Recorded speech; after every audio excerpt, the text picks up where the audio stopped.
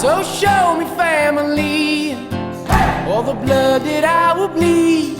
I don't know where I belong, I don't know where I went wrong, but I can write a song.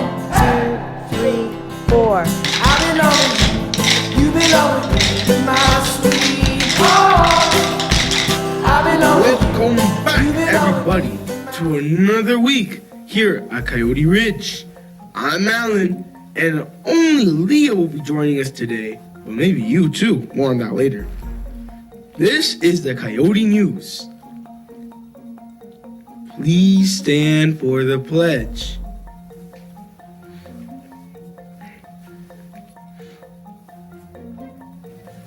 I pledge allegiance to the flag of the United States of America and to the republic for which it stands, one nation, under God, indivisible, with liberty and justice for all. Please pause for a moment of silence.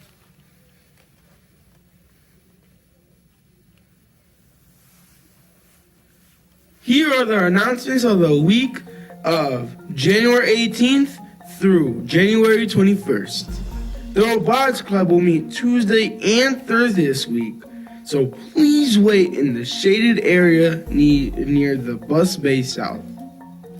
Student Council will meet Tuesday this week from 2:45 to 3:30. Please wait for Ms. Rosado and Mr. Conover underneath the canopy by the basketball court and follow all school-wide behavior expectations. Thank you. The Young Authors Club will meet on Tuesday from 2:45 to 3:30. Please wait in the shaded area near the bus bay south. Art Club will meet from Tuesday from 2:50 to 3:50. Students, please wait under the canopy by the basketball courts for the art teacher to come pick you up. Participants must plan on being picked up from 3:50 to 4:05. Thank you. Basketball practices are Tuesday and Thursday from 2:45 to 4. Please be ready to start at 2:45 sharp. Cheer practice will be on Tuesday and Friday from 2:45 to 4 this week. 8th grade tutoring this week with Miss Ira on Thursday. Meet under the awning by the basketball courts after school and be prepared to work until 4 p.m. Thank you.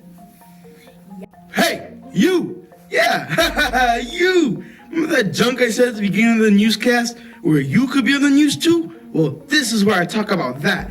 Because from the Coyote News team, we are looking for an outgoing female newscaster because we don't really have one anymore.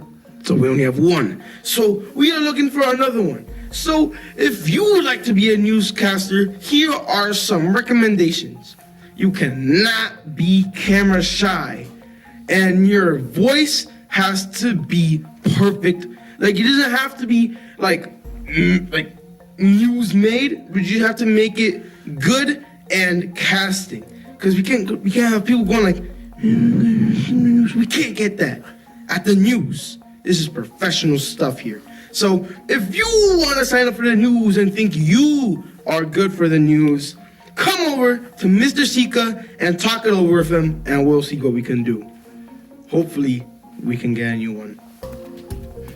It is time for this week's STEAM Fact of the Week, where this week we'll take a look at one of the most important engineering tech inventions of all time. Take a look at this picture. Teachers too, you have to guess too. What is this thing? I'll give you like 5 seconds, right? Try to guess what that is. 5 seconds. 5, 4, 3, 2, 1, 2, 3, 4, 5. All right, that's it. No more guessing. All right. If you guessed that it is a block of cheese, you're wrong. But if you guessed that was an earthquake detector, you're right. Zhang Heng invented the world's first earthquake detector or seismometer in the 1st century AD. His detector was based on the principle of inertia.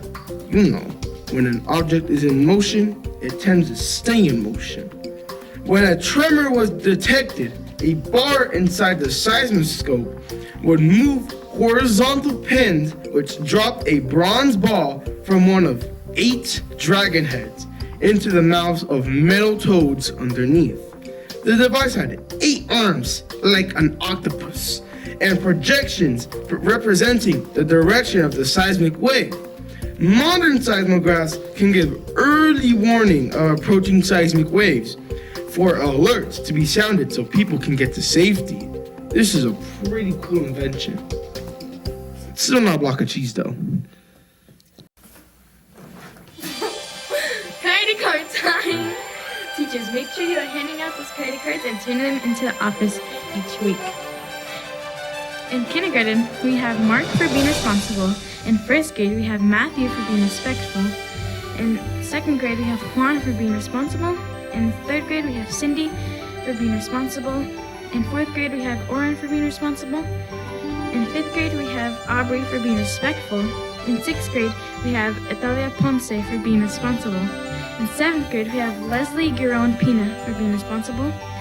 And in eighth grade, we have Fabian Gutierrez for being respectful. If you heard your name, see Miss Mary in the office to receive your model of motivation.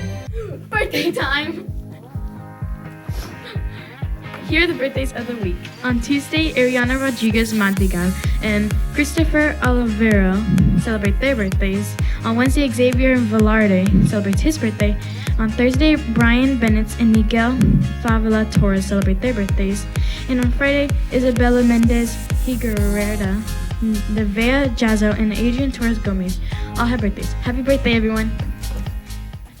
For this week's Spotlight Minute, Leah got the chance to interview our new occupational therapist, Rachel Cromwell. Leah? Hey guys, Alan here. As you can tell, I'm not Leah. At least I'm like 57% sure I'm not Leah. But the reason for that is that Leah was so nice to give over the interview to me after I gave it to her last week. So yeah, I'm here now with Miss Cromwell, our occupational therapist here at the school. So thank you for letting the time to interview you, Miss Cromwell. It's my pleasure. Thank you. Well, Miss Cromwell, as I said earlier, you're an occupational therapist. So can you please tell us what that is really?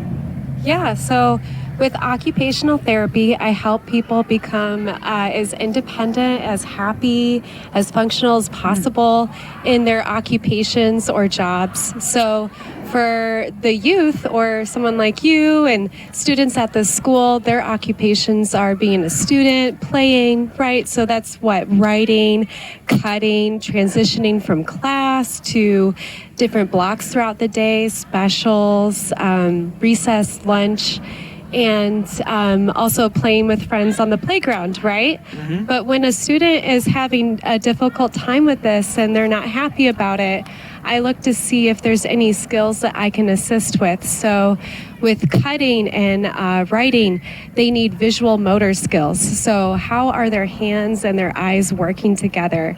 How are they able to, what we call the fine motor coordination skills? How are they able to hold the pencil?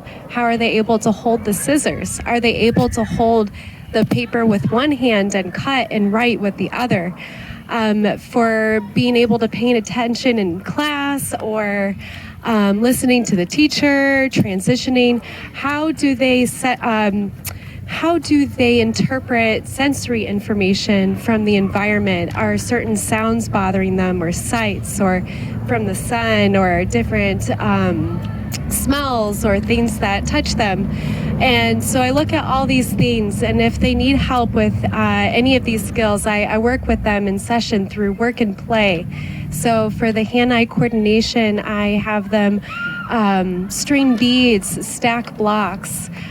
For more control over their fingertips, I have them play Mr. Potato Head with me, or we play different board games, right? Mm-hmm. For sensory processing skills, if noises are too loud, I give them headphones that cancel out some of that loud noise. So does that answer that question for you? Pretty well, yeah. All right. Anyways, though, another question is, sure. What is your biggest fear? What is my biggest fear? That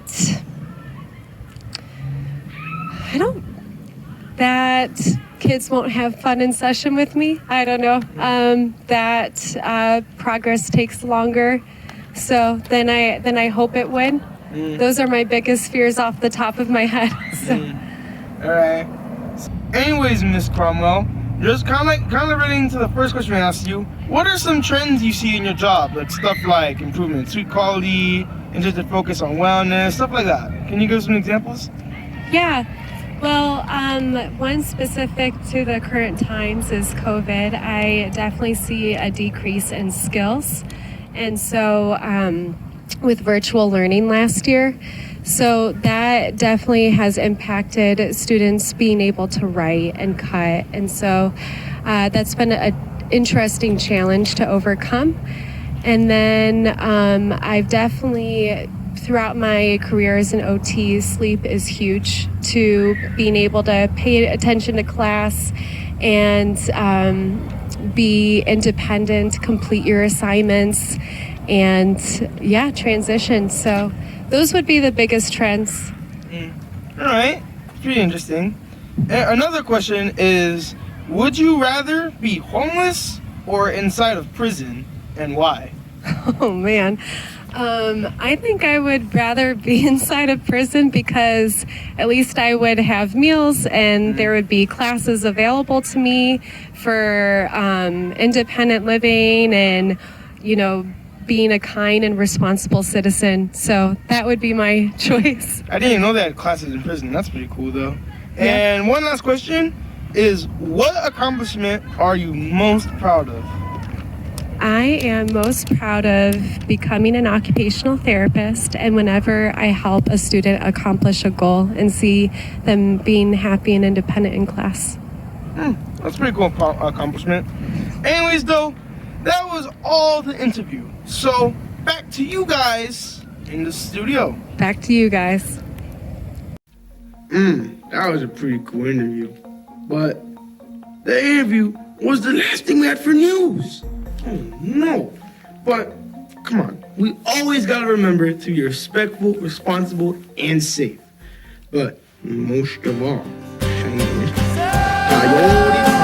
is hard to hide. Remember, if you need to be a